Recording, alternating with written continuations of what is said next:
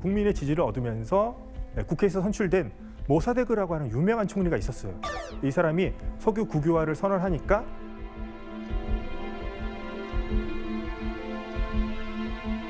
미국의 CIA와 영국의 MI6가 같이 작전을 펼쳐서 이 사람을 이제 축출한 적이 있습니다. 그렇기 때문에 당시 이란 국민들 입장에서는 미국에 대한 감정이 결코 좋지는 않겠죠. 개입했으니까. 그리고 1988년도에도 미 해군이 이란의 민항기를 격추시키는 사건이 있었어요. 그래서 290명이 사망자가 난 사건도 있었습니다. In particular, at this larger scale, which has resulted to the murder of 290 people, should be severely punished in whatsoever means. 그리고 2018년에 트럼프가 경제 제재를 가하면서 이란 국민들의 삶이 더 공공해졌죠.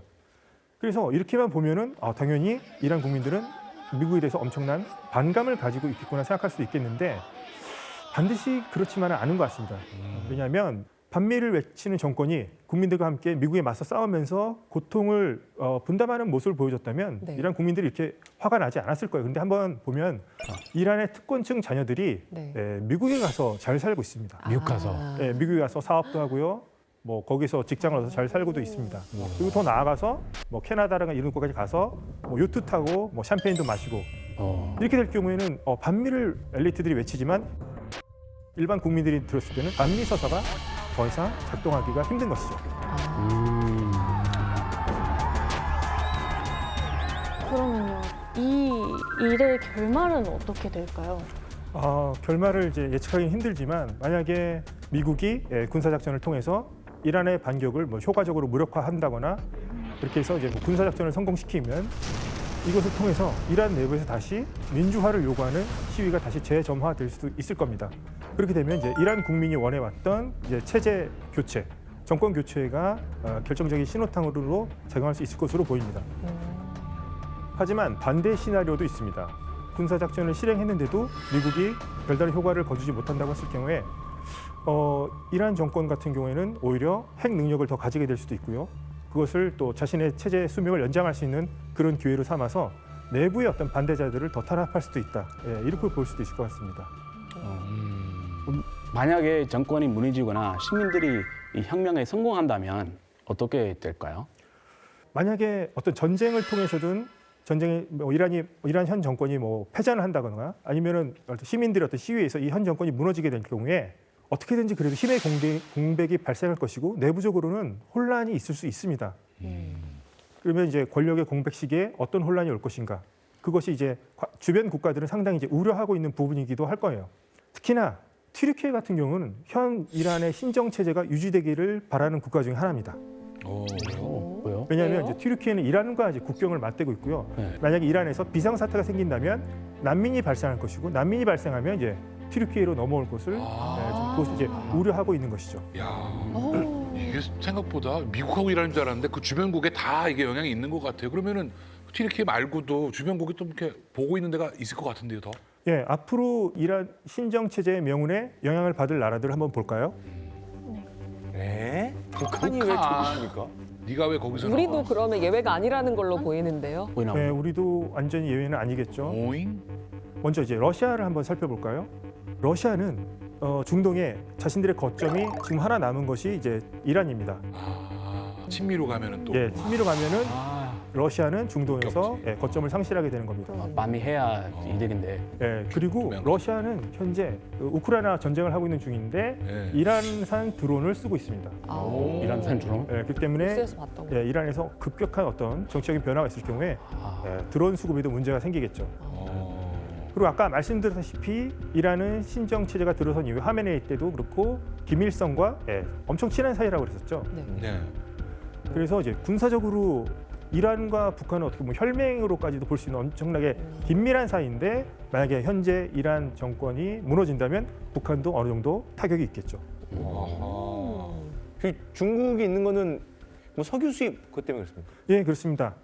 이란이 이제 수출을 하는 분량의 대략 한 80%, 90%까지가 중국으로 가고 있습니다. 와, 다 가져가네. 그런데 이제 제재를 피해서 이제 헐값에 중국으로 좀 수출을 하고 있는 건데요. 특히나 이제 재밌는 게 뭐냐면 이제 이란 같은 경우는 중국에 석유를 수출할 때 비밀 작전을 한다는 겁니다. 이제 이른바 유령선단이라는 건데요. 네. 이란 유조선이 위치 정보를 일단 끕니다. 그러고 나서 이란의 유조선들이 말레이시아, 싱가포르 이쪽으로까지 온 다음에 제3국 국적의 유조선으로 기름을 옮기는 그런 작전을 실행을 합니다. 그러면 이란의 원유가 말레이시아산 또 다른 원산지로 둔갑을 해서 중국으로 수송이 되는 거죠. 위장해서 약 위장하는 거네요. 예, 위장하는 지금 거. 뭐 바꿔치기를 하는 이미 원산지 007 바꿔치기. 작전을 하고 예, 있네요. 예.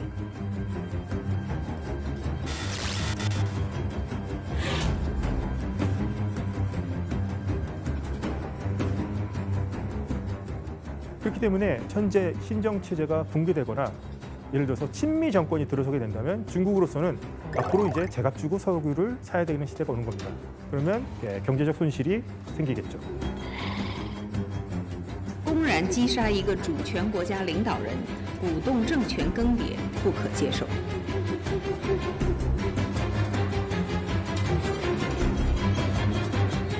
근데 말씀 들어보면 지금 전체적으로 정말 유기체 같잖아요. 네.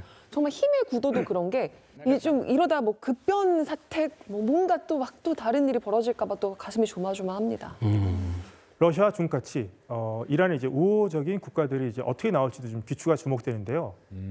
그렇다고 해서 미국이 이스라엘을 정말 생각하는 것만큼 과연 중국과 러시아가 이란을 구하기 위해서 정말 뛰어들지, 미국과의 어떤 대립을 자초할지 거기까지 그럴 가능성이 높아 보이지는 설마. 않습니다.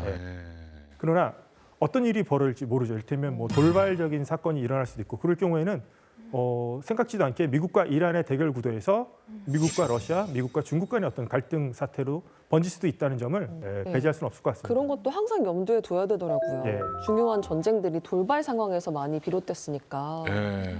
좀 궁금한 게 있는데요. 음. 미국이 요즘에 이 다른 나라 상황에 잘 개입을 안 하겠다. 이렇게 뭐 세계 경찰이지 안 하겠다. 이렇게 선언을 했는데 주로 이 이란에 대해서는 지금도 굉장히 강한 압박을 준단 말이에요.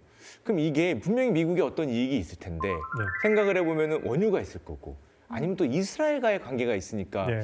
이제 이란에 대해서 이렇게 강경하게 나가는 게 아니냐 그래. 이런 생각이 들거든요. 어떤 또 다른 이유가 있을까요?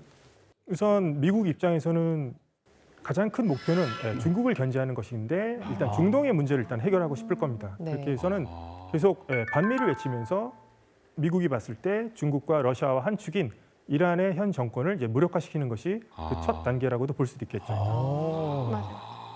그러면 이번에는 정말 이 정권을 교체하는 데까지 끝까지 가는 전쟁인 걸로 보시는 거죠?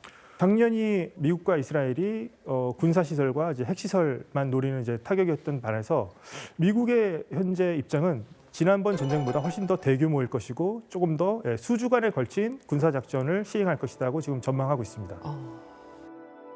It's okay, whatever it takes, we will always, and we have right from the beginning, we projected 4 to 5 weeks, but we have capability to go far longer than that.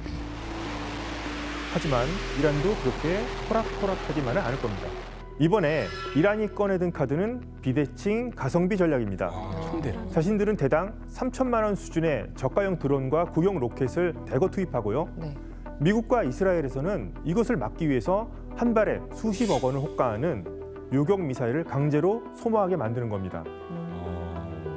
이렇게 방어 체계에 과부하를 걸어서 요격 미사일을 바닥나게 만든 다음에 이란은 자신들의 비장의 카드라고 할 수 있는 고체 연료 탄도 미사일로 결정적 한 방을 노리고 있습니다.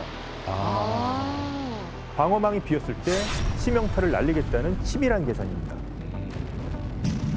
이것을 막기 위해서 미군도 이란식 저가 드론을 대량으로 사용하면서 서로의 자원을 갉아먹는 새로운 전쟁 양상으로 치닫고 있습니다. 안 되는데. 진짜 화약고가 폭발할 것 같아서 걱정돼요. 어찌됐든 전쟁이 길어지는 것은 미국과 이란 모두에게 좋을 건 없습니다.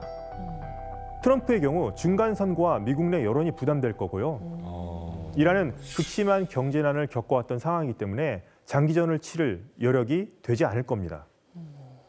전쟁이 길어질수록 양국 다 희생자가 늘고 비용 부담만 증가하게 되겠죠. 미국, 이스라엘과 이란의 전쟁은 이미 그들만의 전쟁이 아닙니다. 호르무즈 해협 봉쇄 이야기가 나오기 무섭게 유가가 뛰어올랐고요. 이란의 반격이 더 거세져서 주변국의 정유 시설들을 건드리기 시작했습니다. 이 상황이 지속된다면 전 세계 금융시장, 실물 경제, 원유 가격 등에 엄청난 영향을 줄 수밖에 없을 거고요. 그리고 무엇보다 아무 잘못 없는 사람들이 피해를 입고 있습니다. 이란의 초등학교가 곰숙당해 반쯤 무너진 건물에서 아무 잘못 없는 어린아이들이 속속들이 숨진 채 발견되었고